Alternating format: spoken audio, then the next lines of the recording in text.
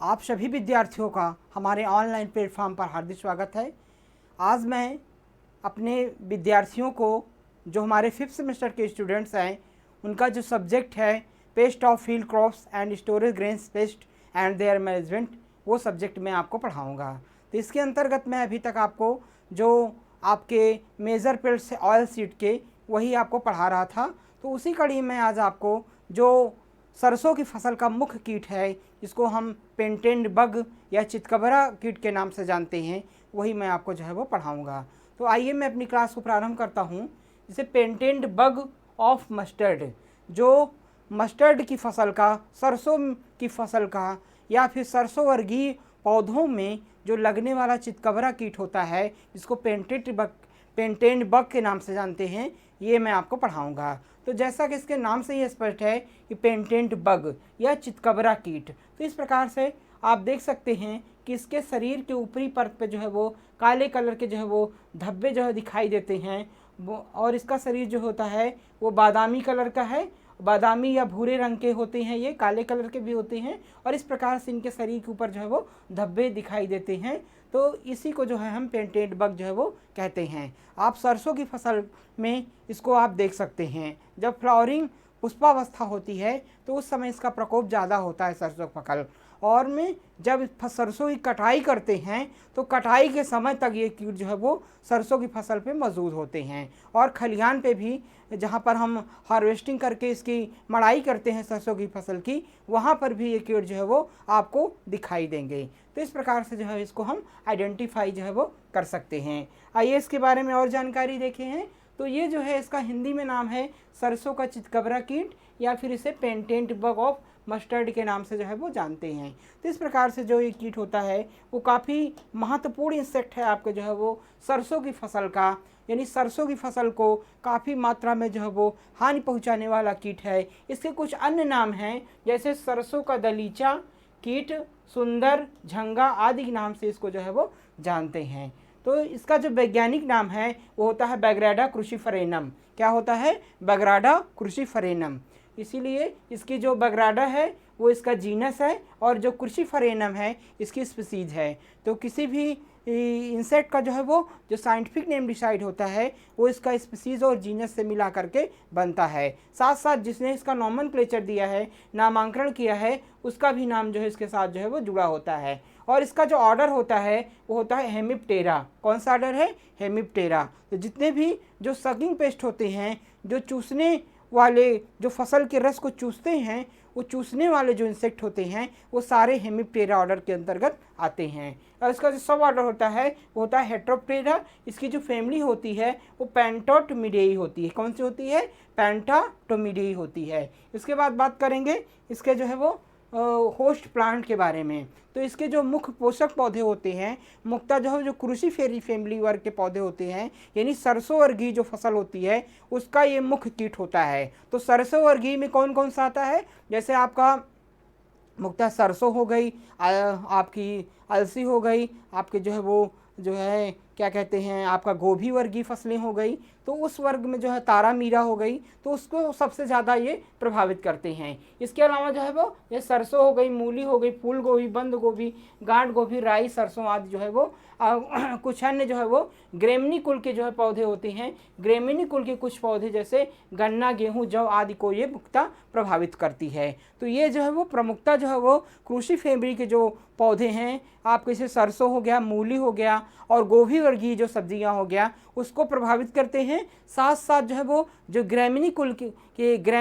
कुल के जो कुछ पौधे हैं, जैसे आपका गन्ना हो गया, गेहूं हो गया, जौ हो गया आदि को भी जो है वो प्रभावित जो है वो करते हैं। इसके बाद हम बात करेंगे इसके वितरण की, यानी इसका वितरण कहाँ है, कहाँ कहाँ पर ये पाया जाता है। तो ये जो है वो भारतवर्ष में लगभग सभी राज्यों में पाया जाता है। सभी प्रांतों में जहाँ पर सरसों खेती मुख्यतः की जाती है, जैसे उत्तर प्रदेश हो गया, बिहार हो गया, आपका मध्य प्रदेश हो गया, राजस्थान हो गया, जितने भी सरसों उगाने वाले जितने भी प्रांत हैं जहाँ पर सरसों खेती मुख्यतः की जाती है, वहाँ पर ये मुख्यतः जो है वो पाया जाता है। इसके अलावा कई सारे देश हैं, जैसे जो है लंका, बर्मा, ईरान, पूर्वी अफ्रीका जो है वो, वहाँ पर भी ये कीट जो है मुख्यतः पाया जाता है। इसके बाद बात करेंगे इसका नेचर ऑफ डैमेज, यानी किस प्रकार से फसल को क्षति पहुंचाता है।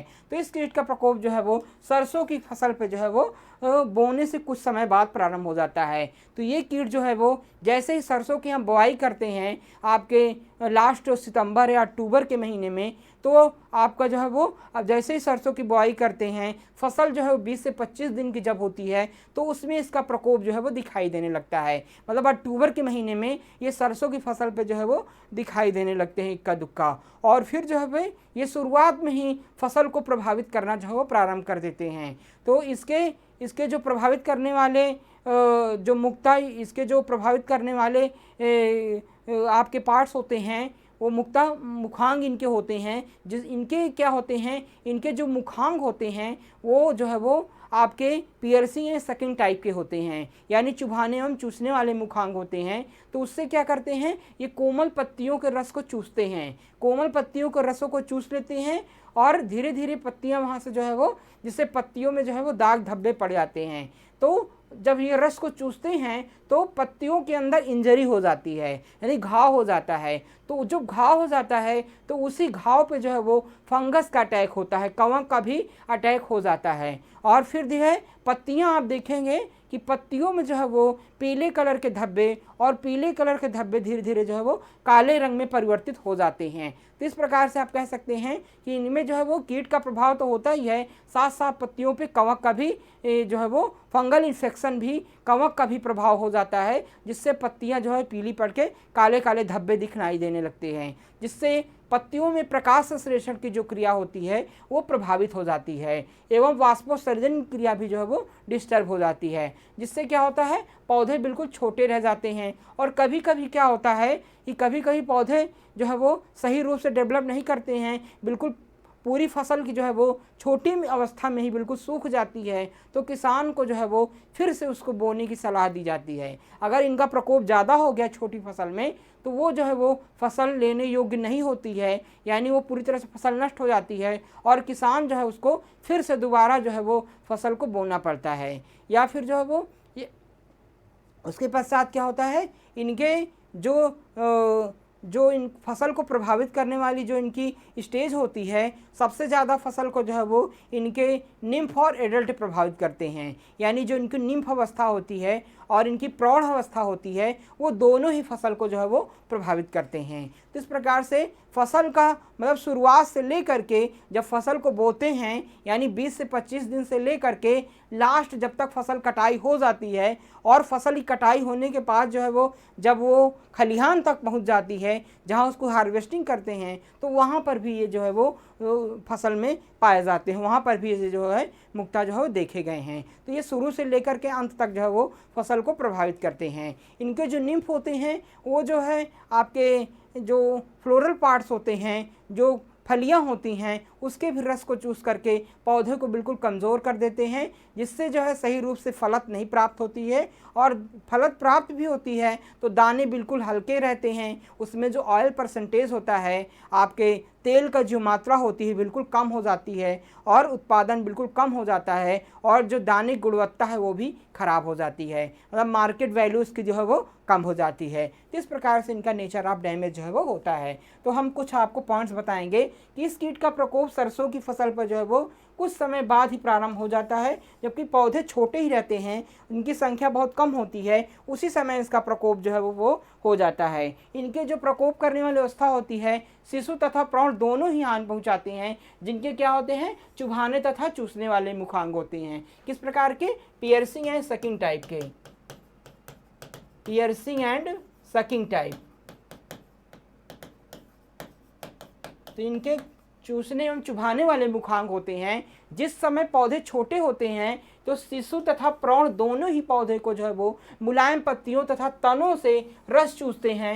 मैंने आपको पहले ही बताया है कि जब जो है वो फसल छोटी होती है, बिल्कुल पत्ते मुलायम होते हैं, तने मुलायम होते हैं, तो इसके जो निम्फ और एडल्ट्स होते हैं वो पत्तियों का रस तने का रस जो है वो चूसने लगते हैं। किस प्रकार से चूसते हैं? क्योंकि इनके मुखांग जो होते हैं वो पियर्सिंग और सकिंग टाइप के होते हैं, यानी चुभाने एवं चूसने वाले होते हैं। ये जो है वो क्या करते हैं, इनके निडल्स आकार के माउथ पार्ट होते हैं, सुई के आकार के माउथ पार्ट को जो है वो प्लांट के जो है वो जो प्लांट पार्ट होते हैं प्लांट्स के अंदर चुभो देते हैं और उससे उनका रस को चूस लेते हैं, जिससे पौधे का रस तो चूसते ही हैं, साथ साथ उसमें इंजरी भी हो जाती है, घाव भी हो जाता है, फिर उसमें तमाम प्रकार के फंगस का अटैक हो जाता है, जिससे फसल कीट के साथ साथ जो है वो कवकों का भी प्रकोप, फंगस का भी इन्फेक्शन जो है वो फसल में हो जाता है। इसी कारण जो है वो पीले काले धब्बे जो है वो पत्तियों में, तनों में दिखलाई पड़ने लगते हैं। इस प्रकार से इनकी वृद्धि होने पर जो है वो बहुत बुरा असर पड़ता है। पत्तियां पीले होने लगती हैं, पौधों की बढ़वार रुक जाती है, शाखाएं बहुत कम आती हैं और इन जो रस चूसता है वह काले कलर के जो है वो कवक का विकास हो जाता है, जैसा मैंने आपको बताया था, तथा वह धीरे धीरे जो है वो गहरे भूरे रंग में जो है वो परिवर्तित हो जाता है। तो इस प्रकार से इनका जो है वो नेचर ऑफ डैमेज जो है वो होता है। स्क्रीनशॉट आप लोग ले लीजिएगा एक एक पॉइंट्स का।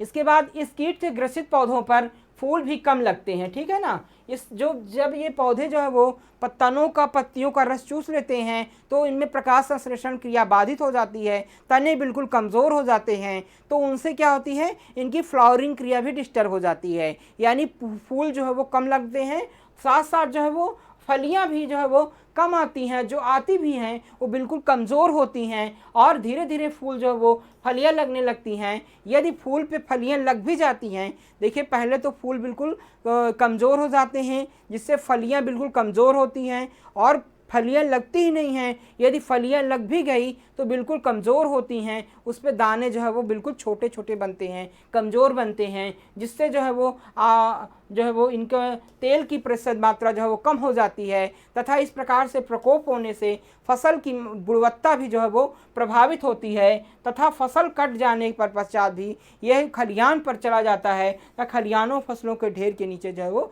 हज़ारों की संख्या में दबा रहता है। तो इस प्रकार से जो है वो फसल की गुणवत्ता को बुरी तरह से ये कीट जो है वो प्रभावित कर देता है। और एक चीज़ है कि ये जो है फसल की कटाई के पश्चात फसल के साथ एकदम लगा हुआ, चिपका हुआ होता है फसल पे, फसलों की फलियों पे जो है बिल्कुल चिपका रहता है, और जब फसल की कटाई हो जाती है तो ये खलियान में भी पहुंच जाता है और खलियान से जो है ये मिट्टी के ढेर में, कूड़ों के ढेर में जो है वो दबा रहता है, पड़ा रहता है, यानी शीत निष्क्रियता में ये जो है वो हाइबरनेशन की अवस्था में ये मिट्टी के नीचे आपके कूड़े करकट में दबा रहता है, और पुनः जब अगले वर्ष जो है वो जब तापमान बढ़ने लगता है तब फिर ये जो है वो जो क्रूसीफेरी फैमिली के अदर पौधे हैं उसको प्रभावित करने लगता है। तो इस प्रकार से इसका नेचर ऑफ जो है डैमेज होता है। आप लोग एक एक पॉइंट्स का जो है वो स्क्रीनशॉट बिल्कुल ले लेंगे।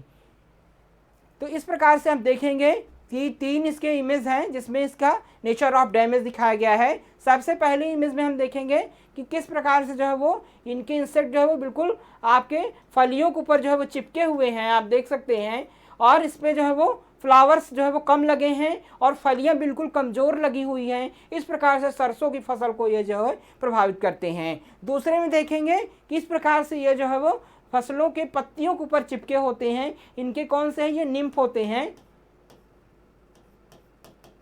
ये इनके निम्स होते हैं। निम्फ जो है वो इस प्रकार से पत्तियों के ऊपर जो है वो पीले काले कलर के धब्बे, भूरे कलर के धब्बे जो है वो दिखलाई देते हैं। जहाँ पर ये पत्तियों का रस चूसते हैं, पत्तियाँ बिल्कुल जो है वो डेड हार्ट हो जाती हैं, यानी वो पूरी तरह से सूख जाती हैं, और उनमें क्या होता है, जो प्रकाश संश्लेषण क्रिया है वो बुरी तरह से प्रभावित हो जाती है, और वाष्पोत्सर्जन जो क्रिया है वो भी बिल्कुल जो है प्रभावित हो जाती है। तो इस प्रकार से ये फसल को जो है वो नुकसान पहुँचाते हैं। जैसे पौधे बिल्कुल छोटे रह जाते हैं, उनकी ग्रोथ बिल्कुल रुक जाती है। तो इस प्रकार से पत्तियों को जो है ये प्रभावित करते हैं उनका रस चूस करके। इस प्रकार से लीफ के ऊपर स्पॉट्स आपको दिखाई देने लगेंगे। ये डेड स्पॉट धीरे धीरे जो है वो बढ़ जाते हैं और पूरी पत्तियों पे फैल जाते हैं, जिसको हम क्लोरोसिस के नाम से भी जानते हैं।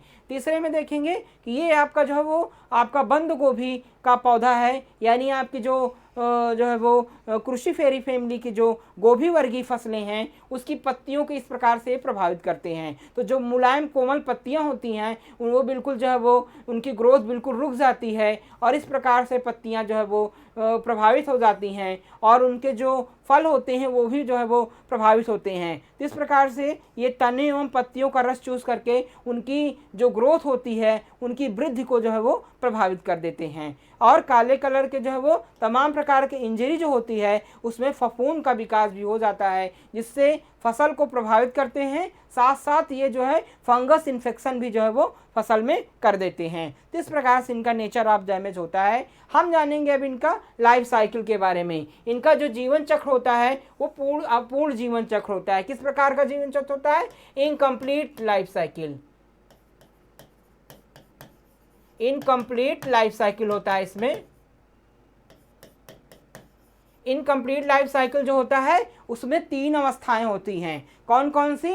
अंडा, शिशु और तथा प्रौढ़ है। यानी कंप्लीट लाइफ साइकिल में क्या होता है? इनका जीवन चक्र 4 अवस्थाओं में बटा होता है। किस किस अवस्थाओं में? एग, लार्वा, प्यूपा और एडल्ट में। और जो इनकम्प्लीट लाइफ साइकिल होती है उसमें इनका जीवन चक्र 3 भागों में बटा होता है। किसमें? एग, निम्फ और एडल्ट में। तो इस प्रकार से इनका जीवन चक्र 3 भागों में बटा होता है। जो एग होती हैं वो मादा जो मैथुन करने के पश्चात लगभग 1 सप्ताह बाद अंडे देना प्रारंभ करती है। और अंडे प्रायः पत्तियों की निचली सतह पे मुलायम तनों, फूलों तथा पत्तियों पर जो है दिए जाते हैं। तो अंडे कहाँ दिए जाते हैं? जो पत्तियों की निचली सतह होती है, निचली सतह की पत्तियों पे जो है वो दिए जाते हैं। तथा जो मुलायम भाग होता है और तनों का जो मुलायम भाग होता है फूलों तथा पत्तियों पर दिए जाते हैं। परंतु कभी कभी मादा जो है वो जड़ों के पास जो भुरभुरी मिट्टी होती है 1/4 इंच की गहराई में भी अंडे रखती है। मादा अपने अंडे जो है वो, मादा का जो अंडे काल का जीवन काल होता है वो 90 से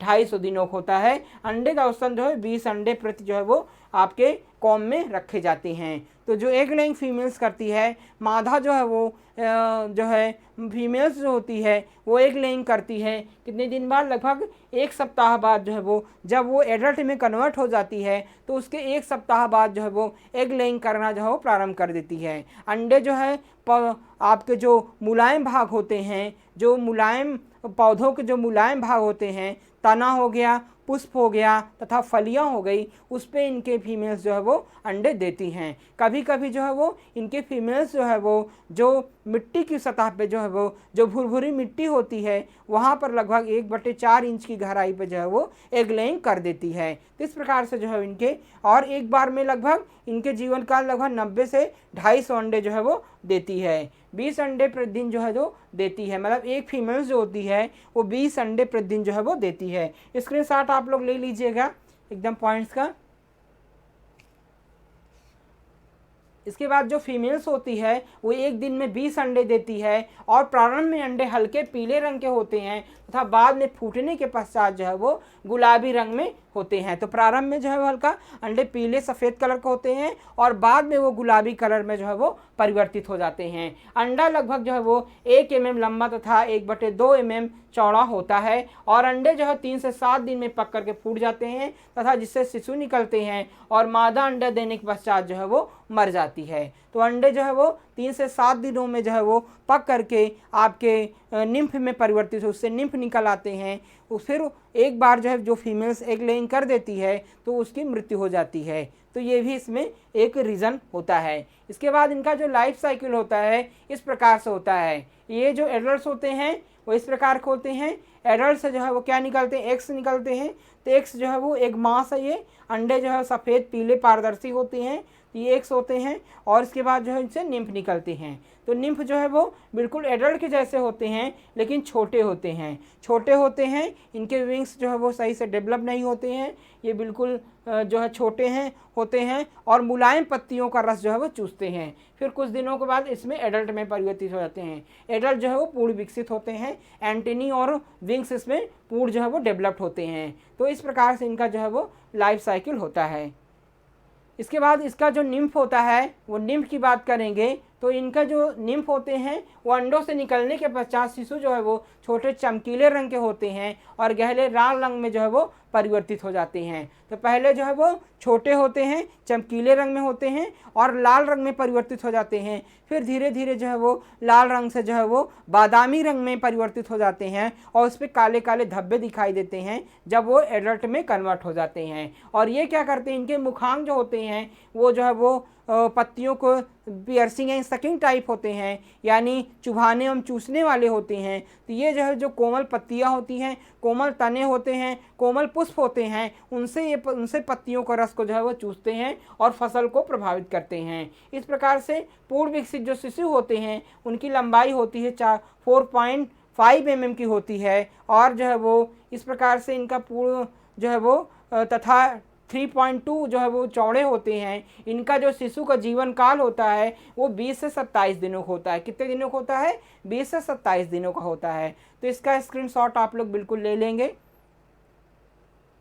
इसके बाद इसका जो एडल्ट होते हैं, एडल्ट जो होते हैं वो जो है लगभग 5 mm के लंबे होते हैं और जो है वो गहरे काले रंग के होते हैं। एडल्ट जो है वो इनका सिर जो होता है वो छोटा और तिकोना होता है, आंखें उभरी होती हैं। इस प्रकार से ये काफ़ी जो है वो आकर्षक होते हैं। और इनकी एक साइंटिफिक रीज़न क्या है कि जो इनके एडल्ट होते हैं वो लाइट के प्रति अट्रैक्ट होते हैं, यानी आप प्रकाश जला दीजिए अंधेरे में तो इनके एडल्ट खेत से उड़ करके आपके प्रकाश की ओर आकर्षित हो जाते हैं। तो रोशनी की ओर जो है जो इनके प्रौढ़ कीट होते हैं वो आकर्षित होते हैं। ये भी एक साइंटिफिक रीज़न है। और ये जो है वो लगभग इनके नर जो है वो 18 दिन तक और मादा 15-16 दिन तक जो है वो जीवित रहती है। नर जो होते हैं वो 18 दिनों तक और जो मादा होती है वो लगभग 15 से 16 दिनों तक जो है वो जीवित होती है। और इसके बाद बात करेंगे इस कीट का जो जीवन चक्र होता है वो 30 से 41 दिनों का होता है। कितने दिनों का? 30 से 41 दिनों का। और लगभग 6 से 7 पीढ़ियाँ जो है वो पाई जाती हैं। इसका स्क्रीनशॉट आप लोग ले लेंगे। इसके बाद बात करेंगे इसके मैनेजमेंट की। तो नियंत्रण जो है वो बहुत ही आवश्यक है। नियंत्रण में बात करेंगे तो सबसे पहले हम जब फसल में हम शुरुआत में देखते हैं इस कीट को तो हमको जो है वो कलेक्शन एंड डिस्ट्रॉय कर देना चाहिए। मतलब इस कीट का जो है वो पत्तियों फूलों से कलेक्ट करना चाहिए और इसको नष्ट कर देना चाहिए। तो इस प्रकार से इनका कीट का जो है वो शुरुआती दौर में ही इसको हम नियंत्रित कर सकते हैं। अगर इनके एग मास को देखते हैं पत्तियों के ऊपर तो उसको कलेक्ट करके जो है वो तुरंत नष्ट कर देना चाहिए। तो इस प्रकार से इंसेक्ट जो है वो फसल को बचा सकते हैं। इसके बाद जो है वो इसके कीट भूमि की दरारों में छिपे रहते हैं, अतः सिंचाई करते समय जो है वो 5 किलोग्राम प्रति हेक्टेयर की दर से क्रूड ऑयल इमल्सन मिला देने से इस कीट से जो है वो बचा जा सकता है। तो ये जो दरारों में छिपे रहते हैं उस कीट में जो है वो उसमें बचाने के लिए जहाँ क्रूड ऑयल जो होता है उसकी 5 किलोग्राम प्रति हेक्टेयर की दर से जो है वो क्रूड ऑयल को जो है वो इमल्सन को सिंचाई जल के साथ देने से उस कीट से नियंत्रण हो जाता है। या फिर जो है वो जैसे आप जो है वो जैसे क्या कहते हैं नीम का तेल भी जो है वो इसमें स्प्रे करने पे जो है वो काफ़ी कारगर जो है वो होता है। नीम का ऑयल जो होता है वो एंटीफीडेंट का काम करता है। तो एंटीफीडेंट से जो है वो ये कीट जो है वो फसल को प्रभावित जो है वो नहीं करते हैं। तो उसका भी छिड़काव जो है वो 2 ml प्रति लीटर के हिसाब से करने से इस कीट से फसल को बचाया जा सकता है। खड़ी फसल में जो है वो 5% जो है वो मैलाथियन डस्ट अथवा 10% कार्बारिल डस्ट को 25 किलोग्राम की मात्रा प्रति हेक्टेयर की दर से देने से पौधों पे जो है वो बुरकाव करने से इस कीट से फसल को बचाया जा सकता है। तो ये भी अच्छा जो है वो कंट्रोल है। दूसरा जो है कई प्रकार की दवाएं हैं जिसको उचित पानी की प्रति हेक्टेयर की दर से उनका छिड़काव करने से भी इस फसल को कीटों से बचाया जा सकता है। इसका स्क्रीनशॉट आप लोग ले लीजिए। इसके बाद जैसे मैलाथियन है, मैलाथियन 50 EC जो है वो 1.25 लीटर जो है मात्रा फसल में स्प्रे करने से इस कीट से फसल को बचाया जा सकता है। इसके अलावा रोगोर जो दवा है 30 EC जो है वो 1.0 लीटर प्रति हेक्टेयर देने से फसल को जो है वो कीटों से बचाया जा सकता है। कुछ नेचुरल एनिमीज हैं, कुछ प्राकृतिक शत्रु हैं जो है वो अंडों तथा शिशुओं को जो है वो नष्ट करते हैं। तो कुछ जो है वो नेचुरल एनिमीज हैं, मतलब जो आपके अंड परजीवी हैं, लार्वल निम्फ परजीवी हैं, उसका भी इस्तेमाल जो है वो काफ़ी इसमें कारगर पाया गया है। तो कुछ जो है वो जो आपके पैरासाइट्स हैं जो दूसरे पे अपने जीवन को दूसरे के ऊपर दूसरे को होस्ट बना करके भोजन बना करके अपना होस्ट बना कर उसको नष्ट कर देती हैं, ऐसे परजीवी कीटों का भी इस्तेमाल करने से इस कीट से जो है फसल को बचाया जा सकता है। जैसे लाइफोफेरस सुएल है, ये है एक परजीवी, अंड परजीवी है, ठीक है ना, एक पैरासिटोइड्स है।